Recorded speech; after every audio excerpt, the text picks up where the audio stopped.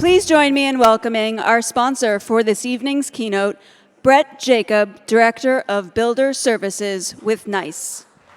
It was 1993 in Italy. NICE shaped its future, the leading global brand in home management, building automation, and security solutions. Our journey begins.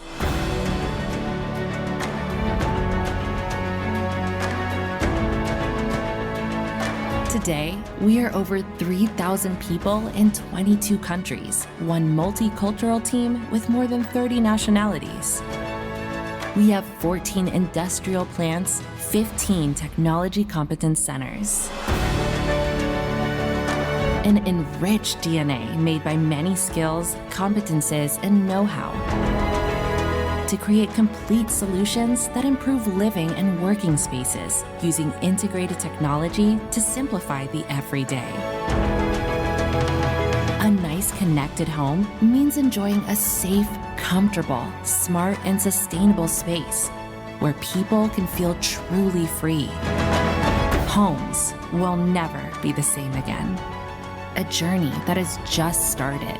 We keep on looking for ways that do not exist yet.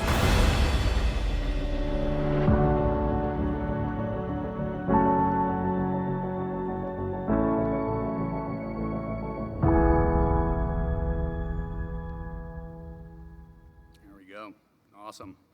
Hello. Thank you, and welcome to Phoenix. All right. So a lot of you knew about a year ago, Nortec Security Control was acquired by NICE, and we just celebrated our 1-year anniversary this month. And so it's been a year since we've become NICE Nortec, and now the final branding is done, and we have sunsetted the brand Nortec. And now we are all a NICE company. So, you know, you had 30 years of NICE innovation combined with the 60 years of Nortec innovation, so combined 90 here in North America. And as you saw here, we have a lot of, we're nice presence. I will say that in the United States here, we don't have quite the brand presence that we do certainly in Europe, where we are almost a household name over there. So but we'll see how that goes over here. But now we are NICE North America. Our headquarters is in Carlsbad, California, former headquarters of where Nortec Control was at. And the big change is not only just the change of Nortec Control, but also an approach to branding. And you can see we had a lot of brands here. Some of these brands are pretty iconic in our industry. The Elan brand has been around for 33 years. That's a brand that I've been affiliated with for many, many years. Speakercraft, the inventor of the architectural speaker, just a lot of innovative products that have been around for a long period of time. And at CEDIA, which is one of our industry's largest shows at Dallas last week, we unveiled a NICE house, where we had a NICE gate operator, a NICE garage door opener, a NICE remote control, a NICE speakers, and it really resonated with people. Now, we did have a few heart attacks in the audience. You know, the guys who have this, mostly our integrators, our dealers who have this religious zealousy about their particular brands. But overall, the messaging to builders, I think designers and end users, I think the NICE branding, personally, I think is going to be a great thing. So, just stepping back, I think we all understand what we're here to do. We're all here to learn more about technology. We now know, according to the latest research, that people have on an average at least 16 connected devices in their homes. That may mean 16 separate apps, and we're here to solve that problem.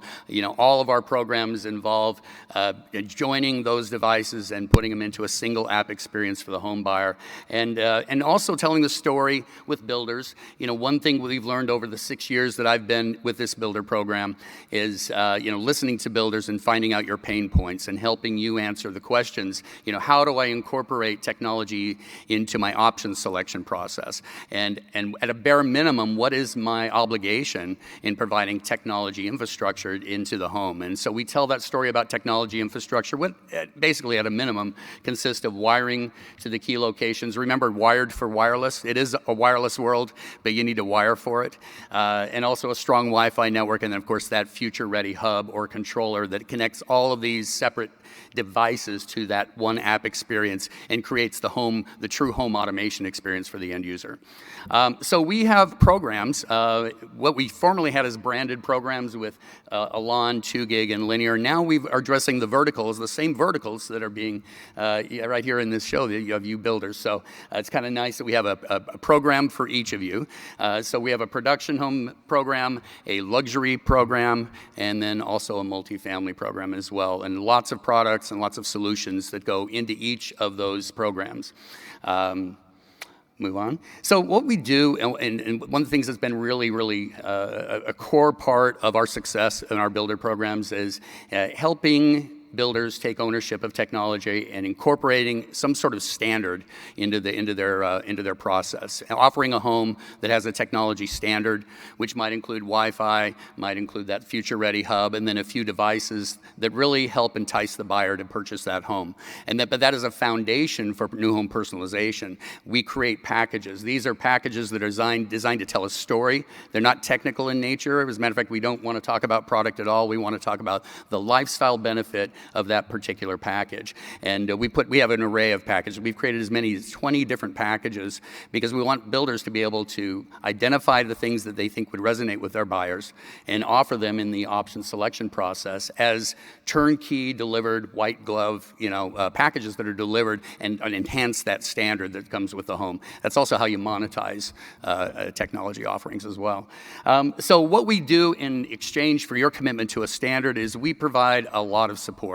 The support that makes you feel confident in offering a smart and connected home to your buyers, and you're going to be successful in doing so. So everything from model home merchandising kits, model home gear. We're very generous with the model home gear. Sales and marketing collateral like this, where we basically build a brochure for you, your imagery, your logo, basically tell your story, and about opening it up and saying, this is the standard that comes with my home. When we see builders using this collateral to attract buyers, so they'll use it at sales, at trade shows, they'll use it in their sales centers, model homes, we'll see them there, but they'll also see them use it in the design center when their buyers are picking out their options too. So we have a big focus on design center. It has been a focus of ours for about 3 or 4 years before we actually started getting some traction, and now we are really having a lot of success in placing our products and a display in builder-owned design centers, in independent-owned design centers, where you can carve out a little space where we can tell a story, right? The story of the standard and the story of the options that are being selected for that. And then the other piece, the next thing, kind of the next generation, is the online options piece. I think COVID has certainly accelerated a lot of things, and one of the things they're never going to get back in the bottle is that online option selection process. A lot of builders have moved to that. Certainly a lot of production builders have. So we are moving, that's kind of what we're doing now, working with a number of builders and a number of online platforms to take that thing that we do so well in the physical world with design centers and model homes and brochures, and then try to make it as compelling with videos and really, some really cool media that make those packages and those options as attractive online as they are in the physical world. Thank you so much. We are at booth 301, and if we don't have an appointment with you, please feel to stop by. I've got a lot of staff here. I think I have 6 people at our booth tomorrow at the NICE booth, so I would appreciate your time coming by and look forward to meeting with you all over the next 2-3 days. Thanks a lot. Our topic today is the intersection of technology and consumer wants and needs. So we're going to look at that intersection. You want to play those trends the right way and hit it right in the meeting point with what technology can deliver today and tomorrow and what the consumer wants today and tomorrow. We're going to look at that. Our flow will be to hear from the researchers first, to get the builders to respond, and then to have some open discussion on the future.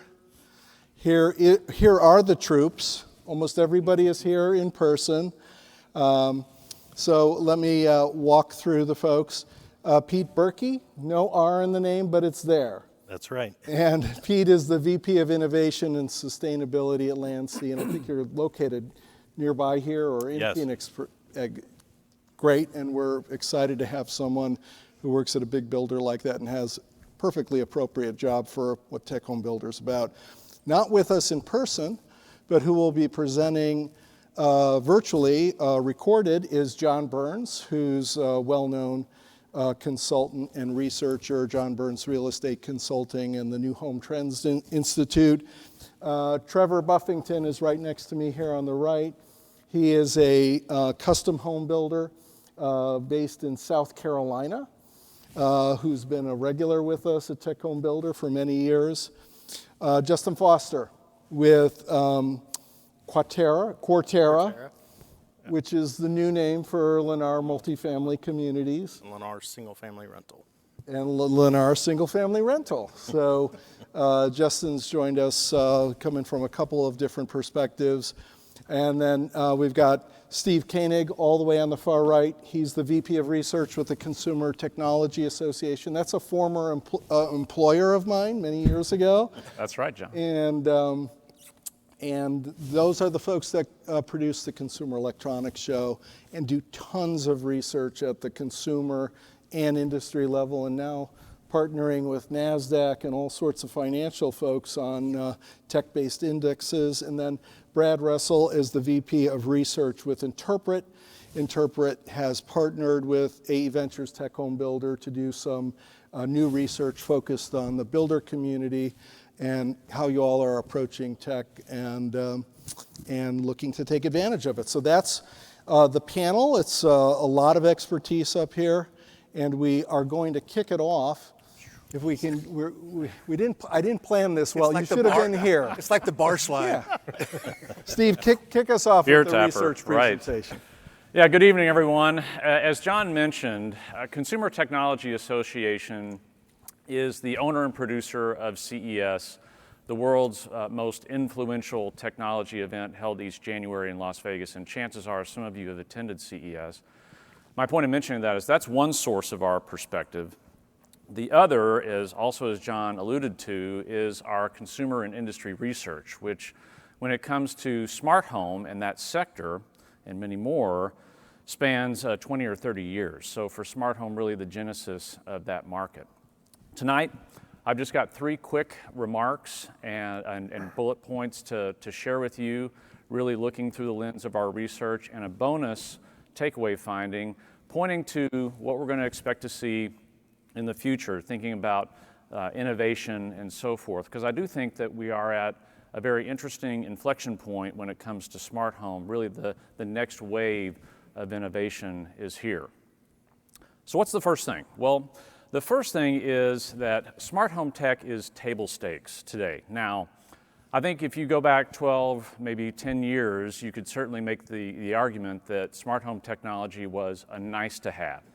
Back then, a lot of those solutions were still, yes, hardwired and featured in new construction, but we know from history that that's also when we started to see a rising tide of DIY solutions that kicked off just a wave of interest and adoption in the consumer market. And I know I'm speaking to a builder community here, but suffice it to say that consumers were very enthusiastic about these technologies. They wanted them, and they may not want to have had to buy a new home to get them. So DIY did a lot for the industry. But more recently, during the season of the pandemic,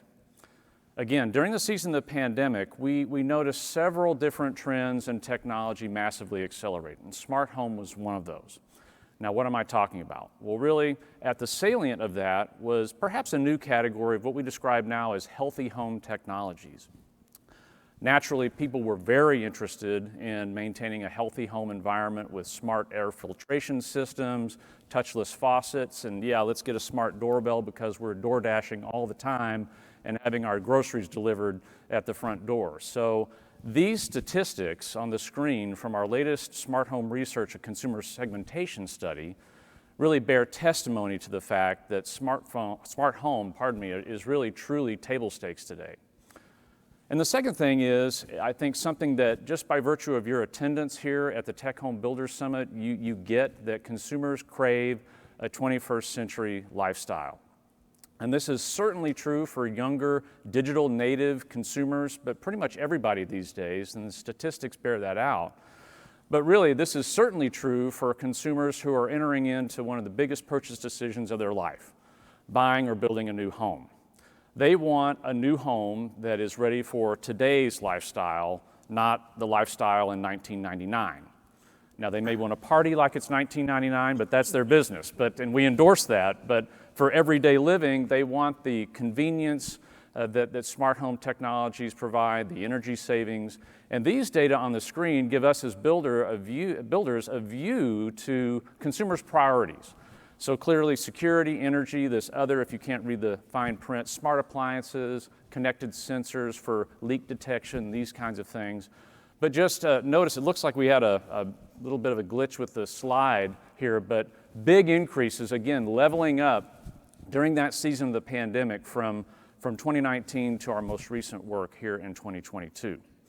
And the third thing is, of course, we just did this consumer segmentation study, so shocker, we found a lot of different segments that are out there in the market. So it does pay, literally and figuratively, to know your buyer.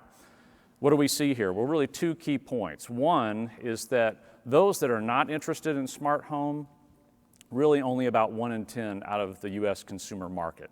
So that's a takeaway in and of itself. But if you look at the top two categories, these most zealous and enthusiastic consumers of smart home technology, we're already talking about here 40% of the market. And if you add what we describe as the middle of the pack segment, we're over 3/4 of the market. So chances are your customer is all up in smart home. They're very interested in this, so it pays, again, literally and figuratively, to meet them where they are with a portfolio of solutions that meet their needs. Because chances are they're going to be some of these more enthusiastic folks. And by the way, just one other comment here is that I think just thinking about smart. So about in 2010, with the arrival of the 4G LTE network, mobile broadband, we observed that consumers really started to expect connectivity. And again, this is where we had one of these buzzwords you've heard, the Internet of Things and IoT. Well, that's true back then, but today we have a new IoT. What is that? That's the intelligence of things. People, yes, expect solutions to be connected, but more they expect them to be smart. Why? Because if it's not, they have to work harder, and nobody wants to work harder. We have less time these days, nobody has more time. So what am I really saying? I'm saying that if you believe that home is where the heart is, and that technology is endorsed and loved by consumers, then the future strategy is clear. Yes, tile backsplashes and other upgrades are nice, but technology is foundational. Again, technology is foundational. So what's next? Well, again, looking through the lens of CES, we've seen a lot of innovation, and I think this comes in two parts. Future home, and then this trend, this emerging trend where really the idea of smart home is actually moving beyond the home. And I'm not talking about smart cities, that's an entirely different thing. But there's some interesting opportunities, and within smart home and future home, we're starting to see, and this is this new wave of innovation, actually fixtures and systems within the home become connected and intelligent. What am I talking about? Well, not just smart door locks, but actually smart door systems, like the LG Smart Door that had different bins for home delivery, one of which was chilled, for thinking about grocery delivery. Also, Pella had some smart windows that could be dimmable or tintable depending on requirements, so no more need for blackout shades, these kinds of things. This is what we can expect. And for future communities, pay attention to what's happening with 5G, because the wireless industry is really crossing a threshold now, moving from a consumer market orientation to an enterprise market orientation. And this is all part of the evolution of 5G. And so what I'm saying is industrial IoT, smart factories, smart hospitals, smart farms, these will start to take shape over the next 2 to 3 years. And I think that engenders some really unique opportunities for developers and builders of communities along these lines that we mentioned here of sustainability, security, mobility, these things. So pay attention to what's happening in 5G enterprise. And that concludes my remarks. I look forward to discussing with the panel and with you at the reception. Thank you. Hello, this is John Burns. I'm really sorry I can't be there in person with all of you to talk smart home tech. Our company is super passionate about doing great research to figure out what's going on in the world to help you make great decisions. About 6 years ago, we leaned in heavy to doing that on design and consumer trends with our New Home Trends Institute. and I'm going to share some of our great research from the Institute with you in the 5 minutes we've got. So I'm going to do 5 home tech opportunities. The first one, well, first of all, we're doing monthly survey insights. You're going to see we have Design Lens, a huge database of design trends. We add 6 new communities every month. I'm going to share a little bit of that with you too. Quarterly webinars, a lot of service, and some new home councils. We actually have 4 new home councils. And I want to point out the build for rent, which is going to be a huge trend for the industry. And even if you've been working on homes that were designed for sale, they're getting repurposed for rent right now. So the 5 tech trends I want to talk about, the first one is whole home tech integration can help steal market share from resales. And that's super important right now when it's going to get really competitive, because 66% of consumers believe now is a bad time to purchase a home, but you can help change that and increase sales. If you look at this chart by market, the green is new home market share. So in some places like Texas, it can get up to 30 to 35% of the entire volume, but in a lot of markets, it's much less than that. So you have a competitive advantage because you're competing against all these old resale homes that don't have tech. And the consumer surveys that we're doing, this is one we did back in March. Security, connectivity, and entertainment are what they value the most. And whole house security is so much easier to do in a new home than it is in a resale. Number 2, smart monitoring systems support homeowner and build to rent operator needs. And this is why this is going to become super important. So 61% of homeowners would buy a smart water monitor now or in the future, but I can tell you every single one of our build to rent clients is all in on this because they do not want to have water damage in a home that they're renting out and they're responsible for. They do spend extra money on the house for things that make sense for a landlord who's going to own it for a very long time. And the other thing is 5 years ago, we went out to our master plan clients and trying to convince them to include build to rent in their communities. And they're just, no, renters, investors want nothing to do with it. 46% of master plans now are putting build to rent in. So number 3, as you know, density is rising, but we've been getting asked, is that changing now with the further out with work from home? But 62% of architects from our architect survey are telling us they're focusing on even higher density projects. And higher density has real challenges with lighting, which can be solved with great smart tech, and privacy. People don't want people looking in on their neighbors. They don't want to see the others washing their dishes. You can solve some of that with some smart tech that changes and gives you privacy. Number 4, working from home obviously is the hot trend right now, and resale homes were not designed for this. So one of the surveys we did showed that pre-COVID, 26% of people were hybrid working from home, and that was probably only a few hours or maybe a day a week, and 8% full-time. And that has flipped now to 38% hybrid working from home, and that's probably 3 days a week, and 13% full-time. Super important. If you're working from home, you've got different concerns. You need the lighting. You need to look good on Zoom. You need more outlets. In fact, people are working in rooms all over the house. It's not one room. You need the optimized temperature regulation, and you're running the AC all day if you live in hot areas, so you really need to be energy efficient. So 5, the last tech I'm going to share is technology can support healthier homes. And energy efficiency is a huge architect focus, number 3 for production designers, and number 1 for custom designers. But look at this. We asked what you would consider to be a healthy home. It was cleaner air, easier to clean surfaces, humidity controls, and bedrooms designed for restful sleep, which is the hot trend. It wasn't that long ago when it was universal design for aging in place, which the demographics are great for that, but the survey's not showing that, and a home gym. So the time has changed. Home tech is going to make a big difference, and I look forward to seeing you all next year in person, I hope. Thank you.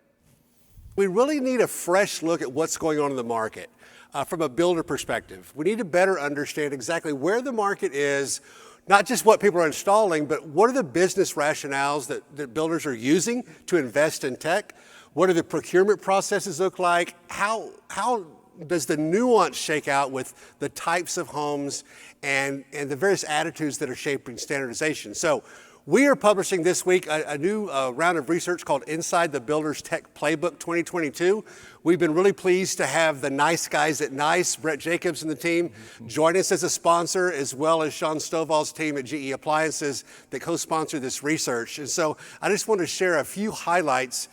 One of the things I think about is compared to 3 years ago, when builders were just testing the market, let's throw some smart speakers in, let's throw some endpoint solutions in. Now we really see that builders are all in. In fact, in our most recent research, 96% of new home builders standardize on some tech for some share of every home type.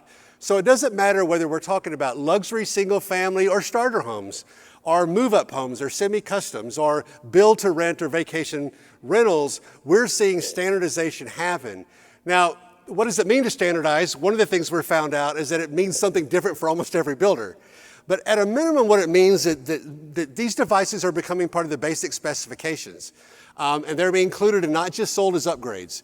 And so in this research, we're really trying to parse out what's not sold, what's sold only as an upgrade, what's sold as standard only or standard and upgrade. One of the things we found out is that 29% of builders standardize in 50% or more of their volume of homes. And so that's a significant move forward. Now, another way to get at this, the level of activity with builders, is to ask them whether they identify with these definitions of being somewhat active by offering tech only as upgrades, by being moderately active by offering some standardized tech and some as upgrades, or being strongly active, where they're standardizing across their homes and upgrades. And so that we see among builders of all volume sizes, fully 2/3 now are identified with being moderately active in installing technology.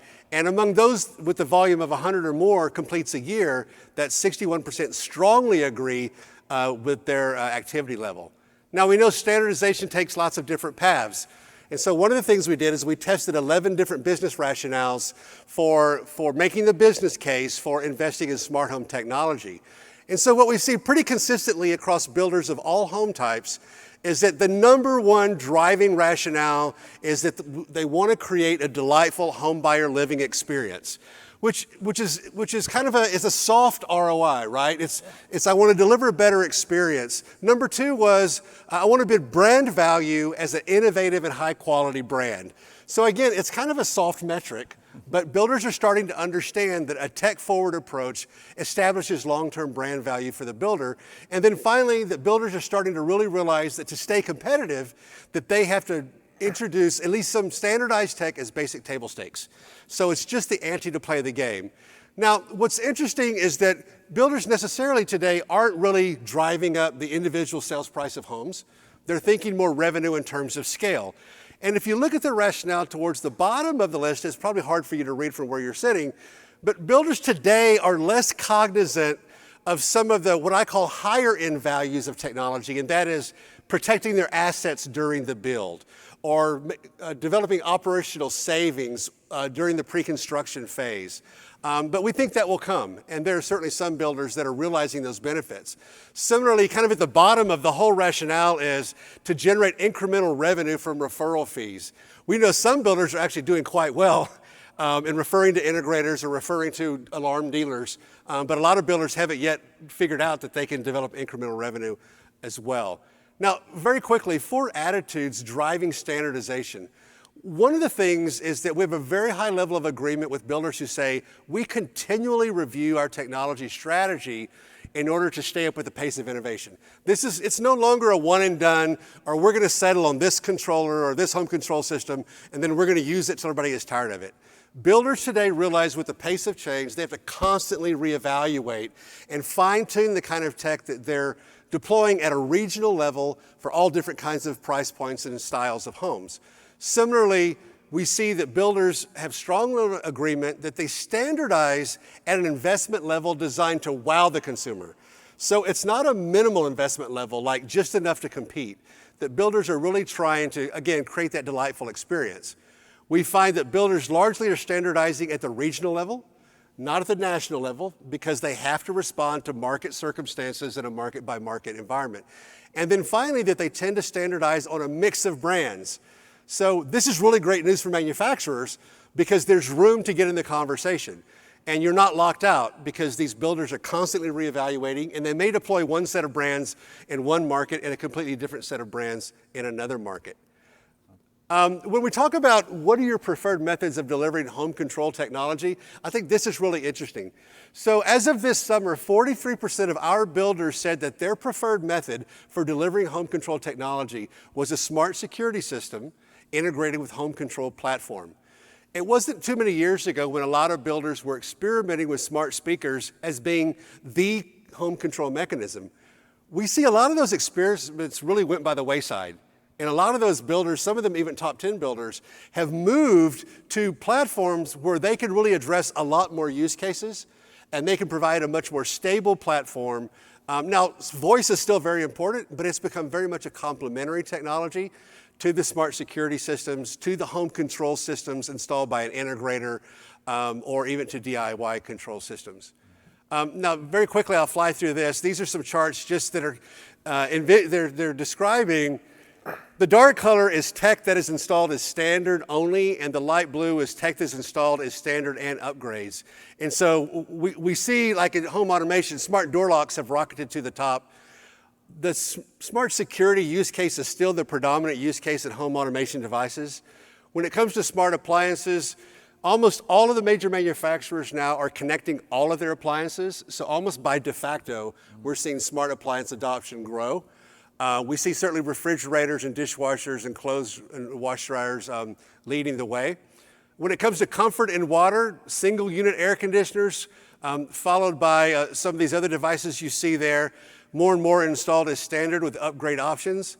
Plumbing features are more recent in smart plumbing features, but certainly we've seen a lot of innovation in smart faucets and other bath fixtures. And finally, when we talk about builders, what are you interested in most in the next 3 to 5 years? It's not surprising that smart security and smart home automation are at the top of the list, but now what we're seeing is smart kitchen, healthy home, and EV chargers are now moving into the top 5. So I certainly think in the next few years, you're going to see a lot more investment in these areas. Certainly with the current market today, using technology to differentiate your products and really capture that buyer out there who, and now it's their market and not the seller's market, is increasingly a successful way for builders to win in the marketplace. We're ready to hear from our builders and multifamily operators on what they think of all of this research that was thrown at you. Do you have a first hot take first of for us, all, Pete? it's very exciting. There's 2 words I love. One is anticipate. The other is innovate. And, I think we all agree that we must innovate all the time because technology changes so quickly. At Landsea Homes, we build what we call a high-performance home, and it's built off 4 pillars. Home automation is one, energy savings, sustainability, and then healthy lifestyle.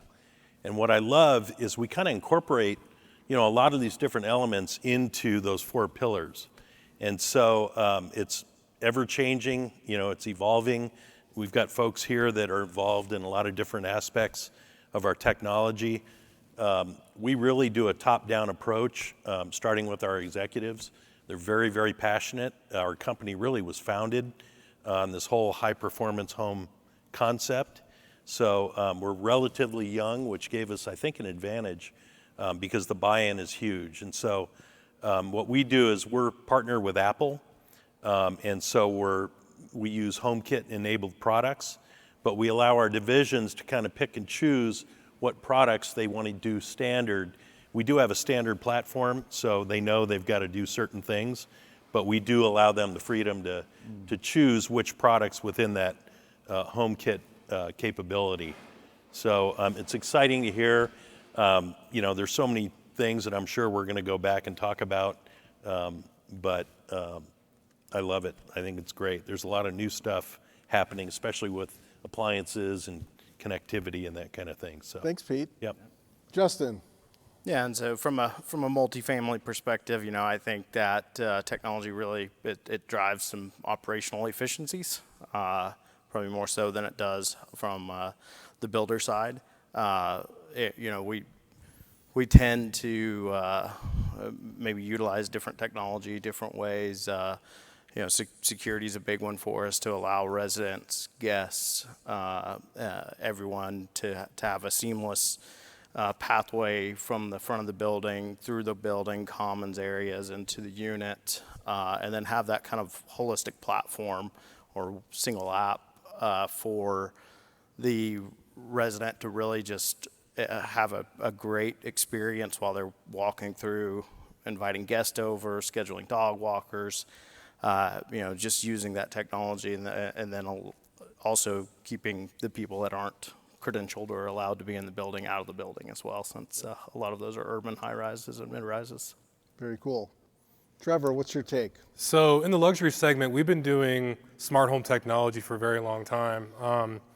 It's interesting, in recent years, I've seen, most of my homeowners were boomers, and now we're moving into the Generation X segment. And a lot of my homeowners have had smart homes in the past, this might be their third, fourth, fifth home. And they're kind of pushing back on some of the technology. I think they've gotten burned by, bad integration in previous homes, and they almost want to control it themselves now. They're really into having the app where they can get in there and do everything themselves rather than calling up their integrator, waiting however long for them to show up and getting them to do the work. They want to control it. So just totally changed the dynamic of our people. Yes. Yes. Okay. We're going to go to open discussion if that clicks. So I've got three big questions. We'll start with these top two, which are what's the top tech relevant consumer trend to play on right now, and what's the top technology to watch in the next 2 years. I got some inputs from our builder panelists on this, and maybe you can walk us through these. I highlighted where I saw some commonalities, which were around the energy management and the air quality side of things. So there's a lot of conservation, energy, water, and the air quality. That was one of the common things. But Trevor, why don't you elaborate a little bit more on? It sounds like you're headed more towards a phone-based app approach to control, just based on previous dissatisfaction from these Gen X customers. Yeah, I think so. Whether it's Savant Control for, name the technology, everybody's got an app now. So how do we bring all these things all together? And I think that companies such as Crestron and Savant have tried that, and some successfully and some not so successfully. So I am interested to see how this goes, because my phone, I've got 100 apps in there, and so now how do we manage all of this? Right. What's going to bring it all together? Right. Who else wants to jump in on some of the remarks that you added here?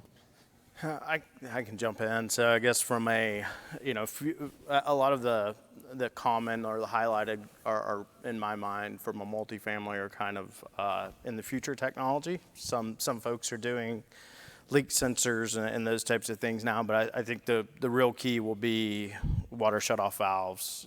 We typically will sub-meter today for water, and so now instead of just having a sub-meter, you have a water shutoff valve that leak detector there's a little I can't talk now. A flow, the flow is off, and so it'll automatically shut down that valve. And then being able to give that data to the resident on demand. So if they want to pull up their app, whoever you're using to control a unit, they're able to see what the utilization is from an electric standpoint in water. And John Burns told us that on the build for rent, on the single family rent and multifamily, that the leak detection is kind of an all-in technology, is what we heard from him at least. And the high-end insurance companies are now requiring it. Like Pure, for example, every home I build, they're requiring leak detection. So. Peter, you want to jump in? Yeah, I was going to say, we're seeing big focus on, what we call healthy lifestyle, and it includes air purification. It also includes, like John was talking about, lifestyle. People are working from home. We had kids being homeschooled. People want a gym.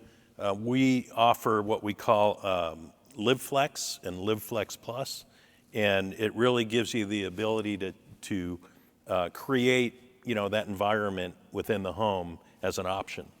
You're talking about the work from home environment? Yes. So it's not just like, I want a home office.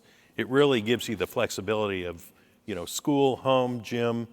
So what is a home office now, right? Because it's kind of, there was the home office of 20 years ago, which was a place for a desk and a computer and maybe some high-speed connections, but to what extent is it a studio now? I mean, do we think, to what extent do we think that the buyer is looking for that ability to toggle between comfortable working environment to, I'm going to make a great impression from a studio perspective? What's that? I'm just saying, right on the nose, John, right on the nose. Yeah. What do we, I mean, is that in demand, and are we delivering on it, is one of my questions. Yeah, I would say it's definitely in demand, and you have to dissect it. What do people want? People are Zooming, all day long. They want to take a break. I mean, one of the things we've done is in this package, we've got a wall mount that allows you to take the TV from a zoom angle, down to the ground, at least to the point where you could do yoga or whatever, people are doing. So just trying to think through it a little bit, I think, is important. Yep. I don't want to exclude Steve and Brad from this discussion. I mean, what you guys made some great presentations. You covered a broad landscape, but what do you think the trend to play is, and what do you think? Well, all I can say is that I see a lot of corroboration and corroborating evidence from the builder perspective with the research and vice versa. So all I can say is thank you for listening and paying attention to the data and the research. Brad and I feel great, but yeah, the observation, but just to come back to hybrid work and work from home, it's clear that, again, remember what I said about how the season of the pandemic really transmuted the consumer from a technology perspective, and simply put, technology is even more important now. We've heard different sectors and things, so that's really important to understand. And if you don't, you're going to be kind of towards the back of the line and not really get it. So people want to work with companies that get it, and it's clear the builders on stage and many of you in the audience certainly get it and are embracing these solutions. Yep. John, I would just add, I think also builders need to, in looking toward the future, start thinking beyond the hardware, right? I mean, the future really is going to be a whole nother level of analytics and artificial intelligence, and it's really going to be the service providers that are able to kind of pull it all together. I mean, manufacturers will do some of it, but if it's ever going to be orchestrated together and to really produce the kind of value that requires multiple sensor fusion, integration, all of that, I think we'll see a lot more service providers entering this space with more higher end, whether it's whole home energy management or it's machine learning that gives predictive recommendations to the family and those kinds of things. So define a service provider for me on that. Well, it could be anyone from a security platform as a service provider, like an Alarm.com or a Resideo, or it could be an ISP, like a Comcast or a Cox. These are people who have a big enough vision and big enough investment. Now, it could be a tech giant too, and so it remains to be seen whether the tech giants really want to move into that space. We certainly expect Google and ADT's new platform that's going to come forth to apply a lot more in analytics and AI, and so we'll see what happens with that. But never forget one truism in tech is that consumers endorse options, but they abhor complexity. So let me decide, but whatever it is, it needs to be easy and meet me where I am. Interesting. So this is the question for today, because things have gotten a little soft out there. And is technology, can we leverage technology to address the downturn? So we've talked about a lot of big trends, some medium range stuff, some of the moment stuff, but how can we play tech right now in this market to affect more sales, more inquiries, more traffic at model homes or on digital model homes? What can we do? What's the play there? Yeah, I think John Burns brought it up, and he said new home versus resale. There's a huge opportunity in new home sales, utilizing tech versus maybe a resale option. So I think. How do we make that case that the new tech home is better than a used home, maybe with some pieces and parts retrofit? Are we good at telling that story right now and winning that battle? It's a hard story to tell, but at the same time, it's easy, but it depends on how you market it. So I think it comes down to your marketing message. Well, we know consumers want the convenience of move-in ready, Yeah. right? They want the financing terms of rolled into the mortgage. Yeah. I mean, there's a very strong message to tell, and something that is reliable and integrated. Yeah. It's kind of like if you walk into an older home that's been remodeled at 5 different stages in 4 different decades, Yeah. right? And you really would prefer something that was flipped, gutted, and everything had a design. And it's the same way with tech. I mean, people want to move into a space where everything has been hand chosen to work together. I think that's the message. Yeah, it's like the auto industry. You buy a new vehicle with all the bells and whistles. Yeah. So good analogy. Other thoughts? Well, on that same note, I mean, typically my homeowners, and I think actually most consumers want something new. I think that people will settle for, a used home, but I think in the end, people want something new. The struggle's time, right? In this big mass migration around the country, which has hit my market very hard,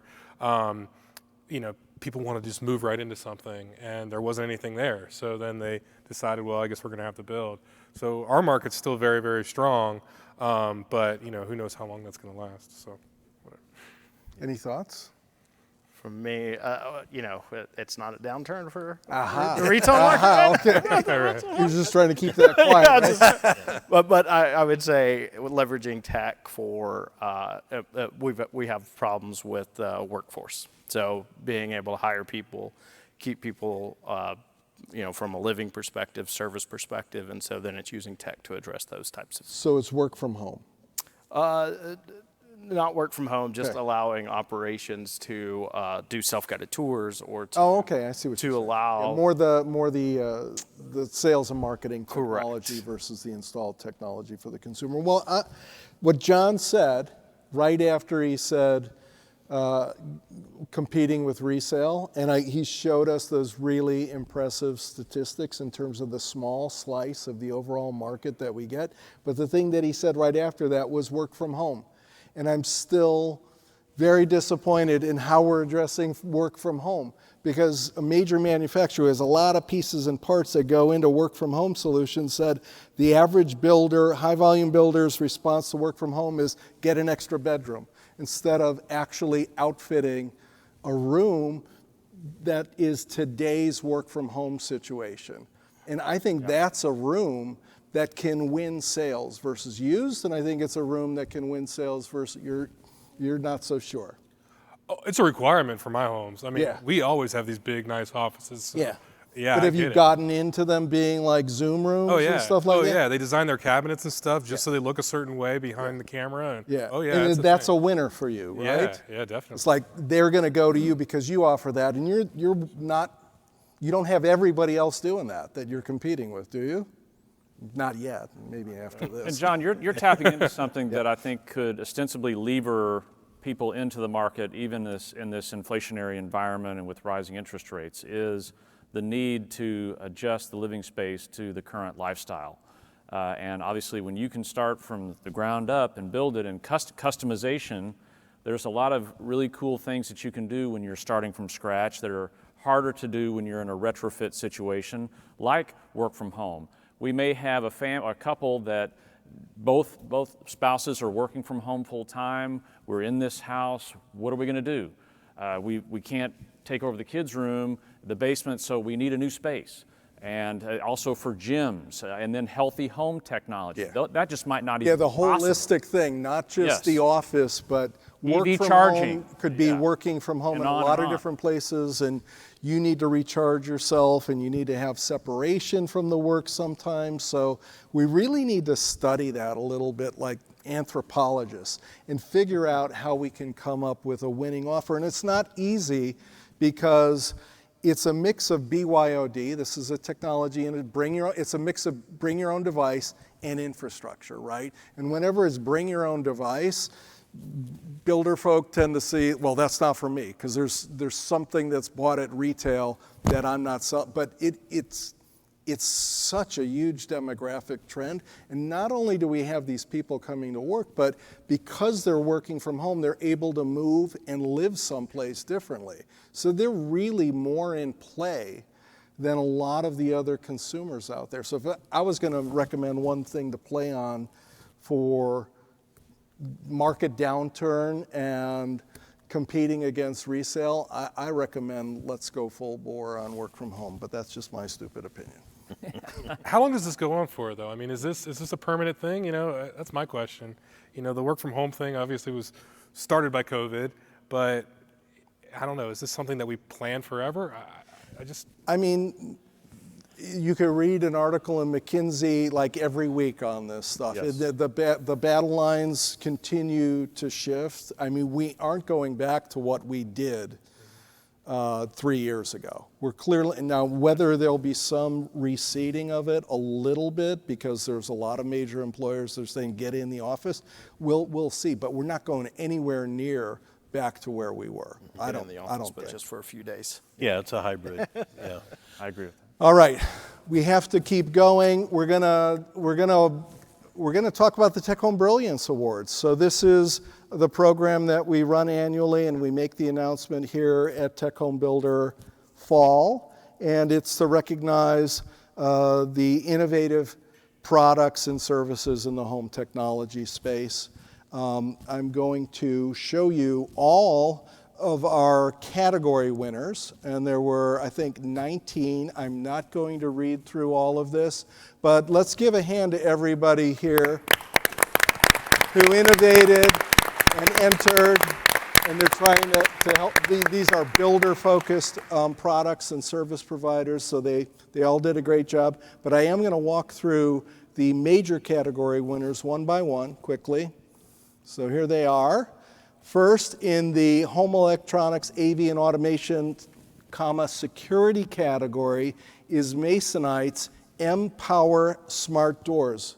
So we didn't even know smart doors existed 2 years ago, but now there are smart doors, and it's the category winner in this electronic space. It's kind of a hard category for it to fit into, but they're the winner there. And then on the HVAC and IAQ space, it's Allied Air Enterprises for their Concord Lynx 18. Kitchen, bath, and laundry tech, the Signature Kitchen Suite, 24-inch under-counter convertible refrigerator freezer drawers. In the lighting and electrical category, Savant's Sync Recessed Smart LED downlight fixtures. I love what Savant's doing in terms of bringing the healthy, natural lighting category into the middle market with their GE affiliated branding on Sync, so that's a cool win there. On the multifamily tech side of things, Cox Communities for pre-installed internet. That's important to get all those devices working early and through occupancy and non-occupancy, and it's a nice program. On the services category, for design and engineering consulting services, Technology Design Associates was the winner. And in the smart water category, LG Electronics Inverter Heat Pump Water Heater, the IHPWH.